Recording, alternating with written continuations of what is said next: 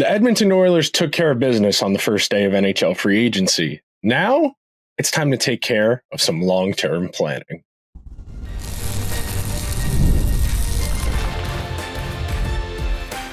You are Locked On Oilers, your daily podcast on the Edmonton Oilers, part of the Locked On Podcast Network, your team every day. Hello, everyone, and welcome to this Thursday edition of Locked On Oilers. I am your host, Nick Zararis.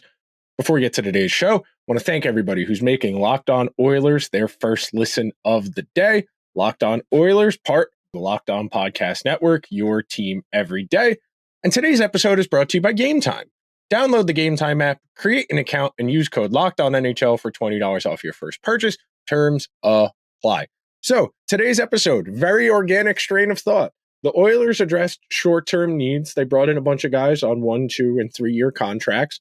Now, it's time to start talking about some long-term planning. So, first segment today, we're going to talk about what a Leon Draisaitl contract is going to look like, what that next deal will look like. We're going to talk about what Evander Bouchard's next contract is going to look like. That'll be segment number 2. And then segment number 3, we're going to discuss how plausible it would be for the Oilers to move on from Evander Kane. So, starting at the outset, Leon Draisaitl is somewhere between the 3rd and 8th best hockey player in the world. Depending on how you feel about defensemen versus forwards, depending on how you feel about Austin Matthews, Nathan MacKinnon, David Pastrnak, Nikita Kucherov, depending how you Artemi Panarin, Cale Makar, Adam Fox, maybe you're a goalie guy and you want to say maybe Shesterkin or Hellebuck or Saros. Draisaitl is somewhere in there. We don't need to argue about 1 or 3 or 4. He is somewhere in that category. He is somewhere amongst the best players in the entire world, and he's going to be compensated as such. That's the end of the discussion as far as I don't want to call them the benchmarks, but effectively that's what they are, because that's how agents and general managers typically try and negotiate contracts. They typically use the most recent star deal as the baseline. An agent will say, does this apply to us? A GM will say, does this apply here? Because GMs need to find ways to keep the price down, and agents need to find ways to drive the price up. You look around the league, and we've gotten a few big star deals in the last few years. Nathan MacKinnon's deal kicked in this past season. Austin Matthews, another one, same kind of ballpark. David Pastrnak agreed to his last year. Those guys are all in the low teens in terms of percentage of salary cap. Nathan MacKinnon's was 15.2% of last year's cap. Austin Matthews, 15%. McDavid on his current deal, which was signed way back in 2017, was 15.7%. McDavid deserves to be the highest paid player in the league, and he will be the next time his contract comes up. That's one of the drawbacks of signing a long-term deal, is that as the cap goes up, and don't get me wrong, the cap has moved at a glacial pace in the National Hockey League in comparison to baseball. Not baseball. What am I talking about? In comparison to football and basketball. Man, my brain is tired if you couldn't tell. In comparison to football and basketball, the NHL salary cap has moved at a glacial pace. That has worked to the Oilers' advantage because they've been able to keep guys in-house, but it's also worked against them in that I read something I wrote I read something I wrote in the summer of 2019, going into 2019, before 2019-2020 season, about what a forecasted salary cap would look like in 2022, 2023, 24, because the new TV deal was on the horizon. You know, the deal we're on now, where they're in the United States, where they're on ESPN and they're on TNT. That put so much more money into the system.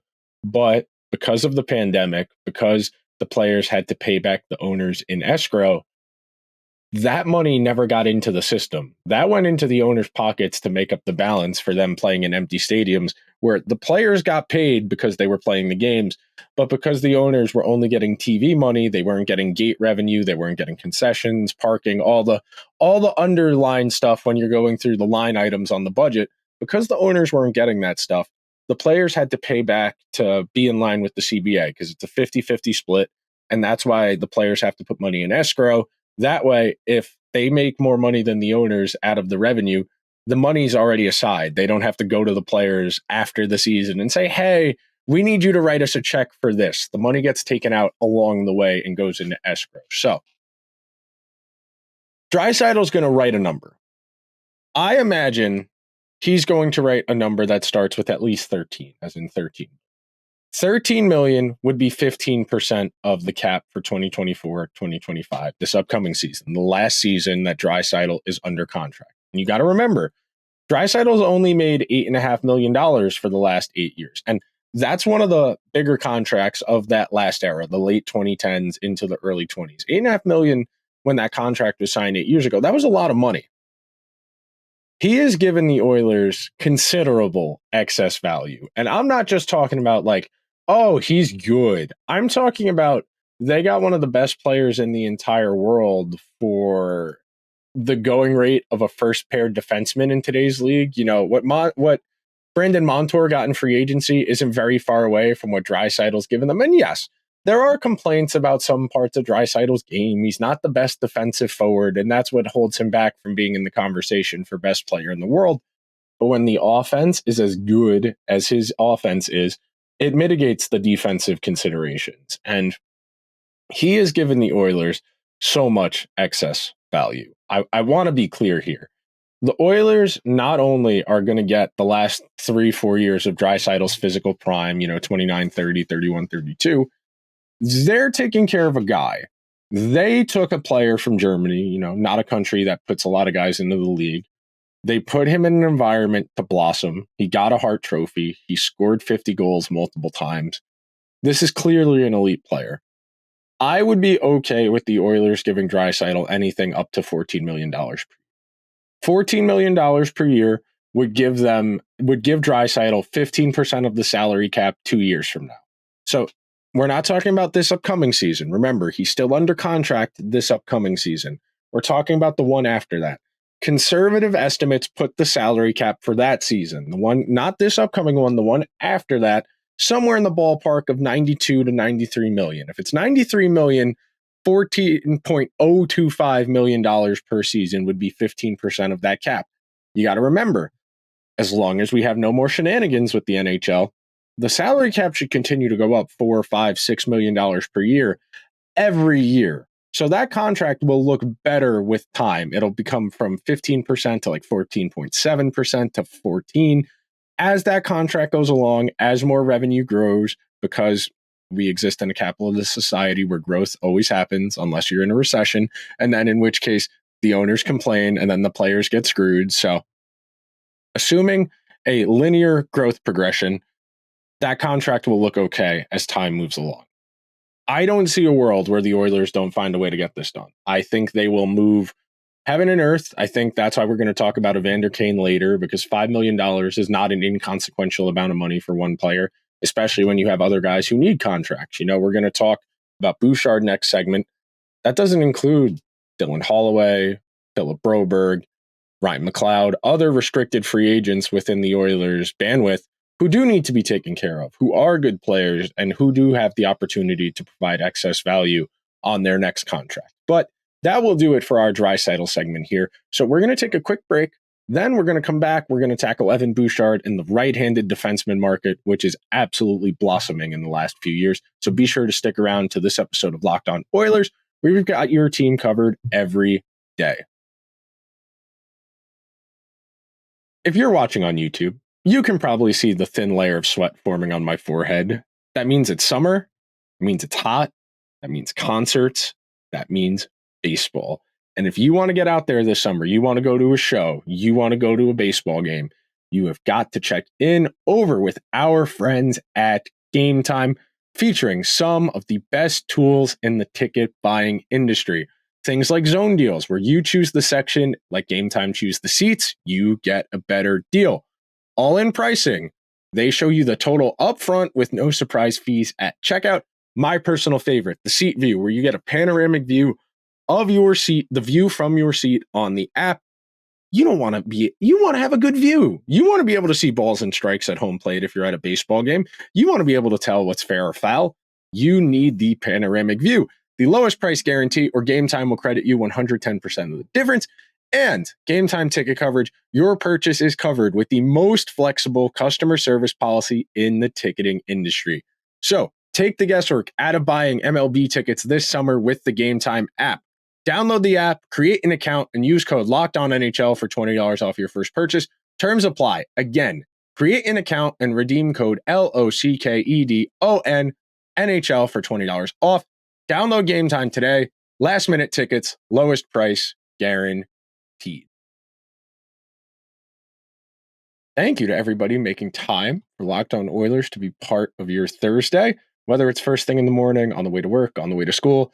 If you're one of the masochists who's in the gym 5, 6 a.m., starting your day off with some physical fitness, thank you for making Locked On Oilers a part of your day.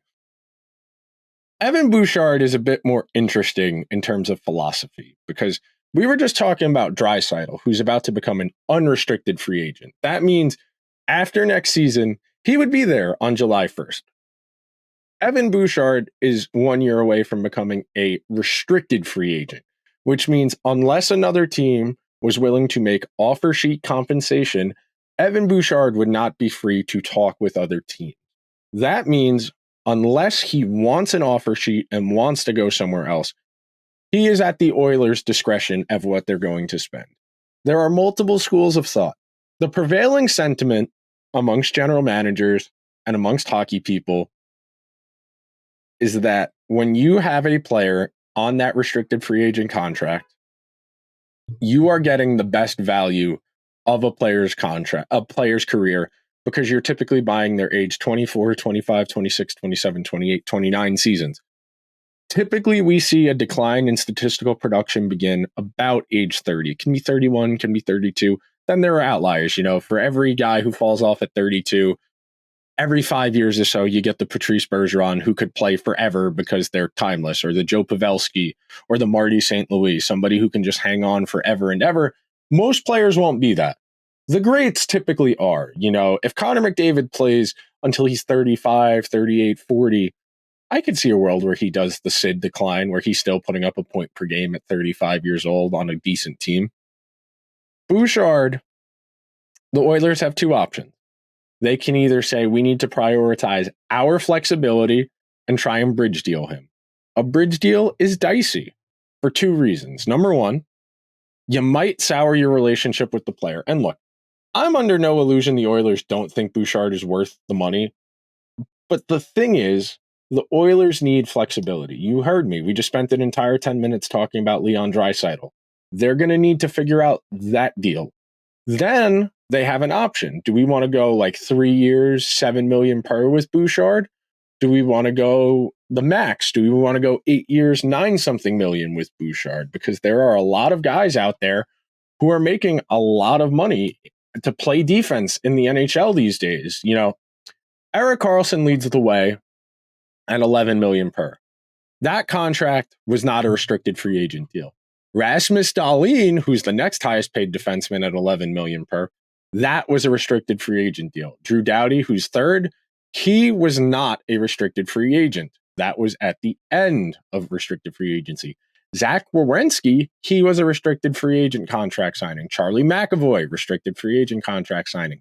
Seth Jones, I don't remember off the top of my head. I would have to go and look. Adam Fox was a restricted free agent signing. Kyle McCarr, restricted free agent signing. For the most part, that upper tier of defensemen in price, that $9 million plus range, those are guys who blossomed right away. Guys who clearly had it, who are playing first pair and running a power play. And that's one of the keys when it comes to paying a defenseman. Are you paying for them to be a defenseman, or are you paying for their points? And look, you need to pay for a defenseman who can quarterback your power play. That's what the Oilers thought they were doing with Darnell Nurse when they gave him the contract he's currently on, and it's part of the issue. Nurse got usurped. He lost his spot on the power play, so his counting stats, they took a nosedive. And when you are paying $8, $9, $10 million for a defenseman, there's an expectation you're getting at least 40 to 50 points from a defenseman. Now, I don't think Bouchard is on the McCarr Fox tier of defensemen or Quinn Hughes. I think he's a little bit lower than those guys. I think at worst, he's the 7th or 8th best defenseman in the entire NHL. You know, I would take Fox, I would take Makar, I would take Quinn Hughes, I would take Charlie McAvoy, I would take Miro Heiskanen, and then I don't really have an issue if you want to take Bouchard 6th. I don't. I think that's a reasonable assessment because you think he's still young enough where he's probably going to get a little bit better. And yes, he does have the benefit of playing most of his minutes with the best player in the world in Connor McDavid. That is a fair critique of his production, that he's on the best power play in the league, that he plays with McDavid and Draisaitl on the power play, and that he plays most of his 5-on-5 minutes with McDavid. That's a fair critique. You can say, well, Bouchard's not as good defensively as Makar or McAvoy or Fox, and that's a reasonably fair critique, but I would point out that Fox, that Quinn Hughes, that Cale Makar, those aren't exactly imposing net front guys. Those aren't crease clearing, tongue twister, got a little tripped on my words there. They are not crease clearing defensemen. They are not big and physical. They're not winning loose pucks behind the net at the rate of somebody who's bigger and more imposing. You know, every hockey writer after a team wins the Stanley Cup, oh, big defenseman. They point at Nico Mikkola. They point at Aaron Ekblad. That's great. It's great. Evan Bouchard's value is because he is so good at driving possession from the back end, getting from defense to offense quickly, helping maintain offensive zone pressure because of how good his puck skills are, because of how good his positioning is. The Oilers have two choices. They can go short and try and keep as much flexibility, big picture as possible, so that way they can accommodate another big move in a year or two, or they see Bouchard is already clearly an ascending good and still ascending and has the possibility to maybe get to that Quinn Hughes, Adam Fox, Cale Makar tier. If that's the case, you're probably looking at least $9 million per year, if not 10. I think the Oilers should be looking at the long-term deal if they can find a way to get Evander Kane off the books. If they can find a way to get Evander Kane's 5 off, they can address the rest of that money going into the following season. That's the thing here.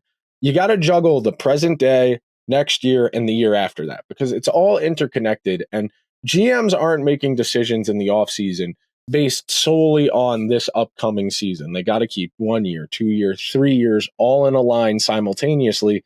That way you have an understanding of what you need to do. Because yes, you're always, when you have McDavid and Draisaitl, you're always going to prioritize the present, because you have an opportunity to win the Stanley Cup anytime you have those two guys on your team.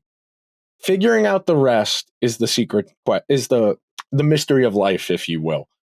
Once the Oilers figure out what they're doing with Draisaitl, I imagine they will shift their attention to Bouchard. It is important that they find a way to keep both of those guys in Edmonton long-term, to continue building on making the core as sturdy as possible. That way it really only becomes a matter of figuring out who the bottom 6 and the third defensive pair is going to be.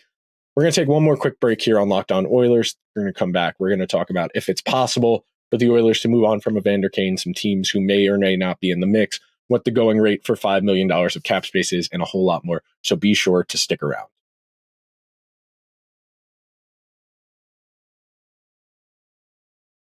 Thank you to everybody listening to this episode of Locked On Oilers.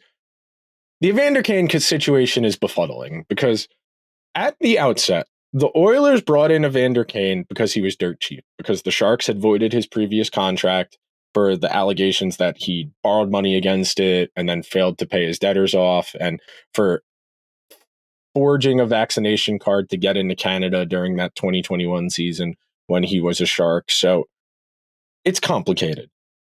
That is the type of player, similar to the Corey Perry situation of this past season, where their value comes from being underpaid because of character issues. The minute you gave Evander Kane $5 million a season, he stopped delivering excess value. And that's really the question here is there any way for the Oilers to redeem some value from this situation? And at the age he's currently at, the answer is probably no. The answer is probably no, because he has a long history of being injured. And frankly, he's just been in the league a long time. He's 32 years old. He was drafted in 2009. He's been in the league since he was 19. He's got 13 NHL seasons under his belt. And he hasn't played more than 70 games in a season prior to this year since 2018, 2019. And then you got to remember, he missed pretty much the entirety of the Cup final and a good chunk of the conference final because of a nagging body injury, a lower body injury, which was reported to be a sports hernia. So, 32 years old, takes a lot of penalties, does not drive possession, does not play defense. Can score goals. Absolutely can score goals when he's healthy. The question is, are you prepared to put him with McDavid? Are you prepared to put him with Draisaitl? Because if not, I don't think there's an argument for having a $5 million third liner who's not going to help drive possession. I think you saw the Oilers make a concerted effort to get faster based on who they added on day one of free agency. Adding Victor Arvidsson and adding Jeff Skinner, two strong skaters, one in Skinner, who's one of the best puck carriers in the league in terms of gaining the zone with possession, and then Arvidsson, who's a pretty good carrier of the puck into the offensive zone as well.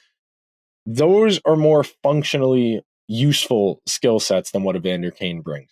Goal scoring will always have value in the NHL. You will see guys who don't do a lot but can score 20 goals hang around a while. There will be teams that continue to give guys like Victor Olofsson and Daniel Sprong 1-2 year deals, $2-3 million a year, because goals are valuable. You know, goals are the most valuable thing there are in the NHL, and it's what you pay the most for. You know, there's a reason we're talking about McKinnon and Matthews when we're talking about a Draisaitl extension, because Draisaitl scores a lot of goals and sets up a lot of goals.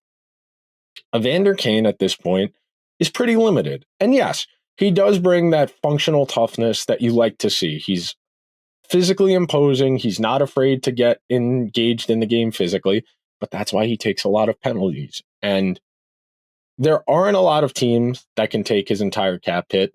The Oilers unquestionably would have to give a draft pick or a player with Evander Kane for another team to take his cap hit, because frankly, nobody's going to do the Oilers that favor.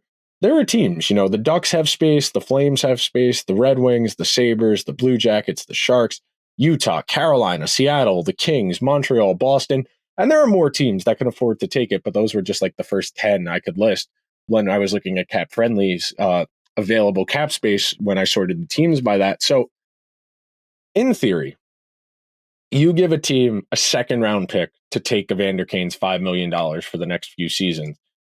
It's probably going to be more than that.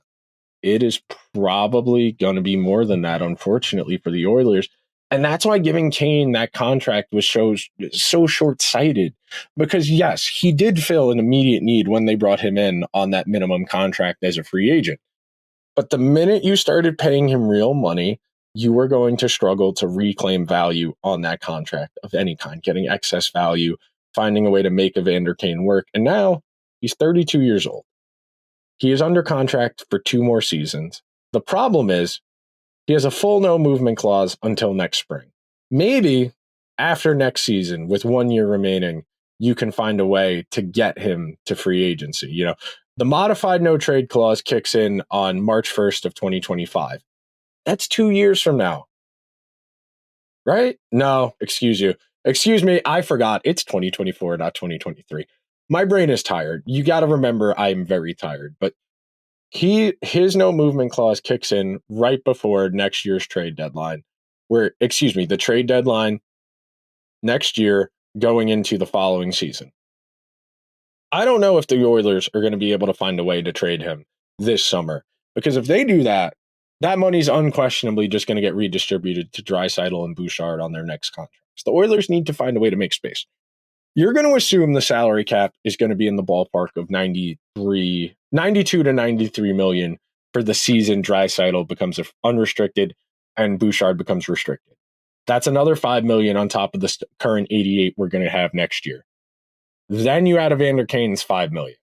Okay, that's Evan Bouchard's entire contract. You still need to find more money to take care of Draisaitl, but 1.5 moves get you to that point. That gets you the money to pay Bouchard. Then you're closer. I think the Oilers are going to try. From what I've read, the Oilers have tried. There was dialogue over draft weekend about if there was any way, a couple teams. And I think teams will give the Oilers a hard time about this. I think they're going to push for a first-round pick because it's 2 years at $5 million per year. I probably wouldn't pay that if I were the Oilers. I'll be honest. I probably wouldn't. I would rather have that pick to use for a positive asset to try and get at the deadline as opposed to getting rid of something from my team. So Evander Kane is probably on the Oilers next year, but the Oilers are probably going to try and make sure he's not. So that way they have some cap space to play with because they need to retain their guys. That's ultimately more important. It's why they went short with all their free agents, other than Janmark, but he's not making a lot of money. Everybody else is 1 or 2 year deals. That tells you they need as much flexibility as possible for the Draisaitl and McDavid summers, which are looming on the horizon, because you're going to do everything in your power to keep those guys, and there's no reason those guys wouldn't want to stay.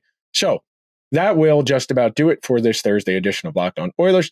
Make sure you're subscribed wherever you get your podcasts. If you're on Apple or Spotify, please take an extra second. Leave the show a 5-star review. If you're watching over on YouTube, hit the subscribe button, hit the alarm bell so you get a notification whenever a new episode goes live. Leave me a comment. What do you think happens first? Draisaitl extension, Bouchard extension, or the Oilers getting rid of Evander Kane? I will talk to you guys tomorrow. Until then, let's go Oilers.